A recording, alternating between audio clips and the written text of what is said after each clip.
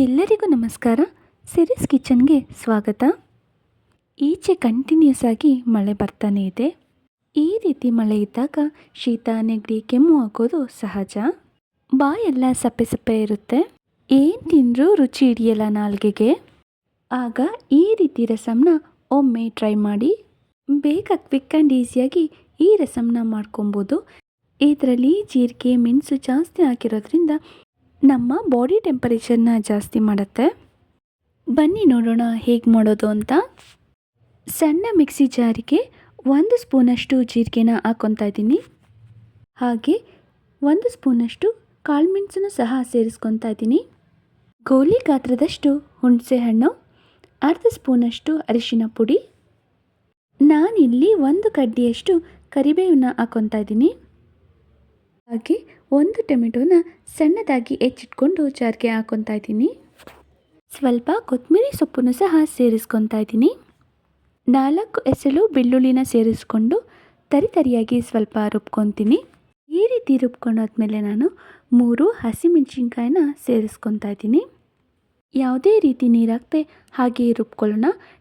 ನೀವು ನೋಡ್ತಿರ್ಬೋದು ಎಲ್ಲ ಎಷ್ಟು ಥಿಕ್ ಪೇಸ್ಟಾಗಿ ರುಬ್ಕೊಂಡಿದ್ದೀನಿ ಅಂತ.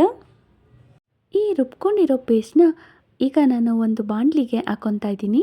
ರಸಮ್ ನಮಗೆ ಎಷ್ಟು ತೆಳು ಬೇಕೋ ಅಷ್ಟು ನೋಡಿ ನೀರನ್ನ ಸೇರಿಸ್ಕೊತಾ ಇದ್ದೀನಿ.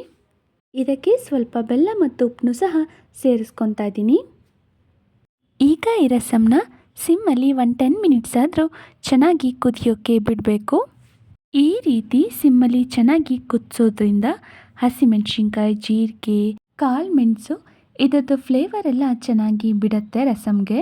ನಿಮ್ಮ ಮನೆಗಳಲ್ಲಿ ನಾನ್ ವೆಜ್ನ ಮಾಡಿದಾಗ ಈ ರೀತಿ ರಸಮ್ನ ಒಮ್ಮೆ ಟ್ರೈ ಮಾಡಿ. ನಾನ್ ವೆಜ್ ಮಾಡಿದಾಗ ಈ ರೀತಿ ರಸಮ್ನ ಒಮ್ಮೆ ಕುಡಿಯೋದ್ರಿಂದ ಡೈಜೆಷನ್ ತುಂಬ ಚೆನ್ನಾಗಾಗತ್ತೆ. ರಸಮ್ ಚೆನ್ನಾಗಿ ಈಗ ಕುದಿ ಬರ್ತಾ ಇದೆ. ಈಗ ಇದಕ್ಕೆ ಒಗ್ಗರಣೆನ ಹಾಕೊಳ್ಳೋಣ. ನನಗೆ ಉಪ್ಪು ಸ್ವಲ್ಪ ಕಮ್ಮಿ ಅನ್ನಿಸ್ತು, ಅದಕ್ಕೋಸ್ಕರ ನಾನು ಇನ್ನೊಂದು ಸ್ವಲ್ಪ ಉಪ್ಪನ್ನ ಸೇರಿಸ್ಕೊಂಡಿದ್ದೀನಿ. ಈಗ ಒಗ್ಗರಣೆ ಸೌಟಿಗೆ ಎಣ್ಣೆ ಕಾದಾದ್ಮೇಲೆ ಸಾಸಿವೆನ ಹಾಕ್ಕೊತಾ ಇದ್ದೀನಿ.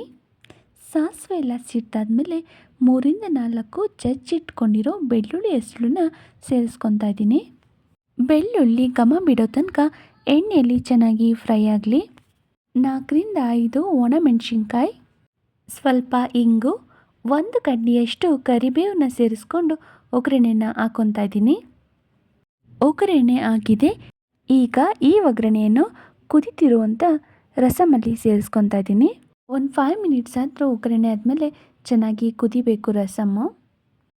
ಐ ಹೋಪ್ ಈ ರೆಸಿಪಿ ನಿಮ್ಮೆಲ್ಲರಿಗೂ ಇಷ್ಟ ಆಯಿತು ಅಂತ ಅಂದ್ಕೊಂಡಿದ್ದೀನಿ. ನೀವೊಂದ್ಸಲ ಟ್ರೈ ಮಾಡಿ ಹೇಗಿತ್ತು ಅಂತ ಕಮೆಂಟ್ ಮಾಡಿ.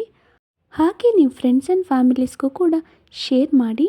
ಯಾರ್ಯಾರು ಹೊಸದಾಗಿ ಈ ವಿಡಿಯೋ ನೋಡ್ತಿದ್ದೀರೋ ಪ್ಲೀಸ್ ನನ್ನ ಚಾನಲ್ನ ಸಬ್ಸ್ಕ್ರೈಬ್ ಮಾಡಿ.